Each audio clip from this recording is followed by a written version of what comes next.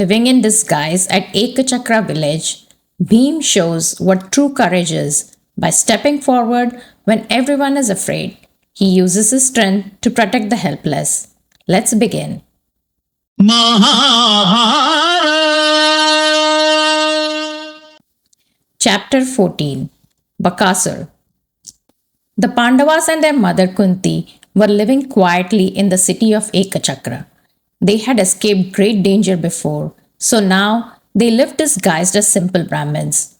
Every morning, the brothers went door to door asking for food, and every evening they returned to their mother carefully because she always worried something might happen to them. Kunti divided whatever food they brought home into two parts.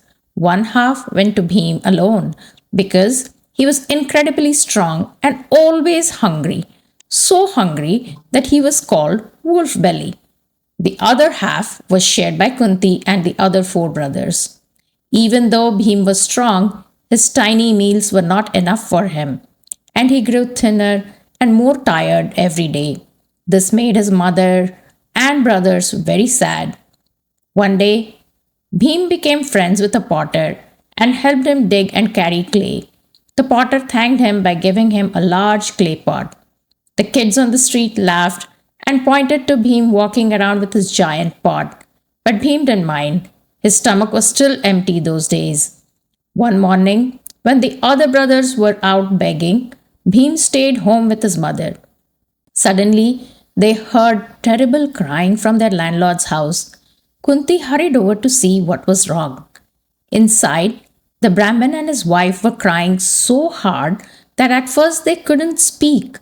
Finally, the Brahmin said through tears, "Oh, my poor wife, I told you we should have left the city long ago, but you insisted on staying. Now look at what has happened. A horrible choice lies before us. Someone in our family must be sent to die." His wife cried harder and he continued, "How can I send you? You have been my life partner, the one who raised our children and cared for our home. If you die, how will I go on living? But how can I send our daughter, the child God gave us, or our son, our little boy? If he dies, who will carry on our family? Who will honor us in the future? I can't choose any of you. It is better that we all die together than that one of us dies alone." His wife wiped her tears and whispered bravely, "My husband, I have been a good wife to you. I have done my duty by raising our children. But if someone must be given to the monster, let it be me. A widowed woman in this world suffers greatly. A woman without a protector is treated badly by cruel people. I would rather die with dignity than see my children face misery. Please, let me be the one." The Brahmin grabbed her and cried even harder, "No! How can I live without you? A husband must protect his wife. I would be a terrible sinner to save my own life and throw yours away." Their daughter, a young girl, stepped forward, tears rolling down her cheeks. "Father," she said softly, "listen to me. I should go. I am old enough to understand. If I die, at least the rest of you will live. Let me save our family. I want my death to mean something." Her parents hugged her tightly, sobbing. Then their little son, barely more than a toddler, looked around in confusion and said innocently, "Don't cry, father. Don't cry, mother. Don't cry, sister." He grabbed a small stick and waved it around. "I'll kill the monster," he said proudly. For a moment, they all smiled through their tears, but the sadness returned quickly. Kunti could no longer stay silent. She stepped inside and asked gently, "What terrible thing has happened? Please tell me." The Brahmin explained, "There is a cave near the city where a savage and powerful monster named Bakasura lives. 13 years ago, he conquered this land.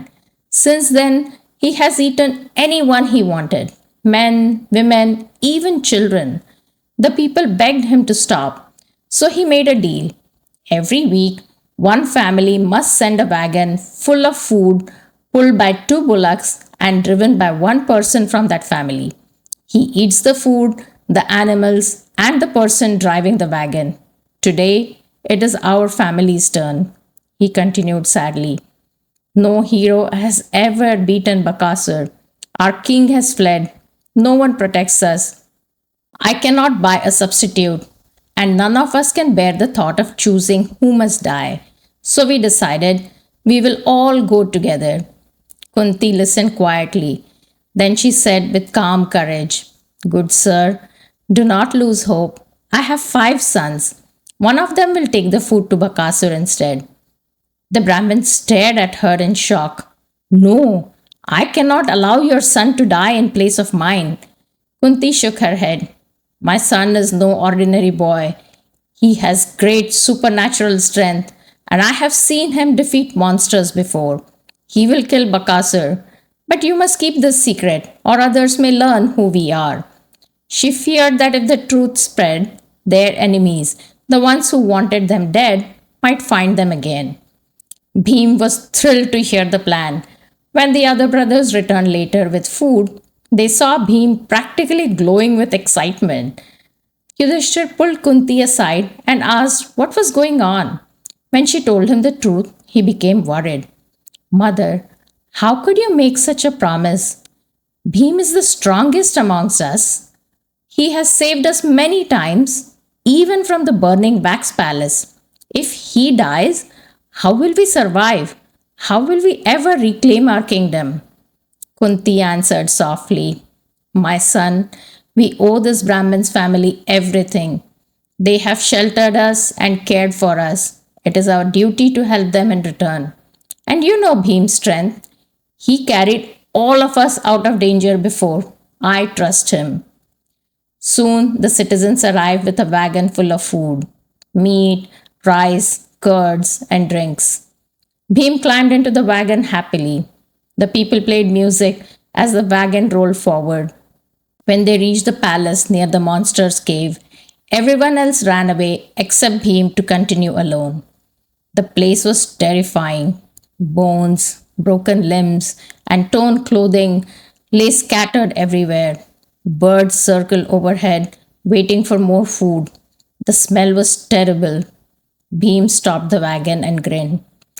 "Well, if I am going to fight a monster, I might as well eat first." He sat down and ate everything: the meats, the rice, the curds, even the drinks. He wiped his mouth and stretched with satisfaction.